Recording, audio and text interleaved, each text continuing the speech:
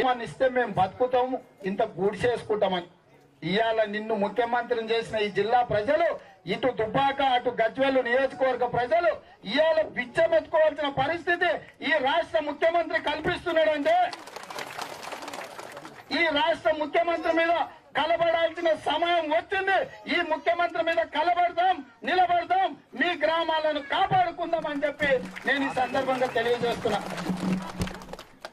వలస బతుకుల గురించి సొంత గ్రామాలను ఇడిస్తే ఎంత బాధ ఉంటుందో ఈ రాష్ట్ర ముఖ్యమంత్రికి తెలియదు.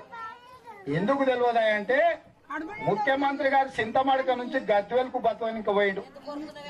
ఆయన కొడుకు కేటీఆర్ చింతమడక నుంచి సిరిసిల్లకు బతకనిక పోయిండు. అల్లుడు హరీష్ రావు తోటపల్లి నుంచి బతకనికే సిద్దిపేటకు వచ్చిండు. వాళ్లకు సిగ్గు లేదు. ఏమని ఇస్తే మేము బతుకుతాము, ఇంత గూడ్చేసుకుంటామని.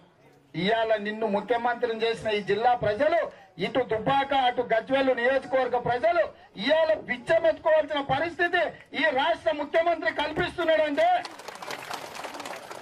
ఈ రాష్ట్ర ముఖ్యమంత్రి మీద కలబడాల్సిన సమయం వచ్చింది. ఈ ముఖ్యమంత్రి మీద కలబడతాం, నిలబడతాం, మీ గ్రామాలను కాపాడుకుందాం అని చెప్పి నేను ఈ సందర్భంగా తెలియజేస్తున్నా. వలస బతుకుల గురించి సొంత గ్రామాలను ఇడిస్తే ఎంత బాధ ఉంటుందో ఈ రాష్ట్ర ముఖ్యమంత్రికి తెలియదు. ఎందుకు తెలియదా అంటే, ముఖ్యమంత్రి గారు చింతమడక నుంచి గద్వేల్కు బతవనికి పోయిండు.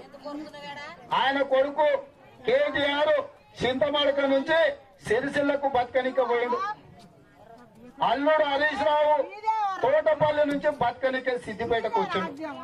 వాళ్లకు సిగ్గు లేదు.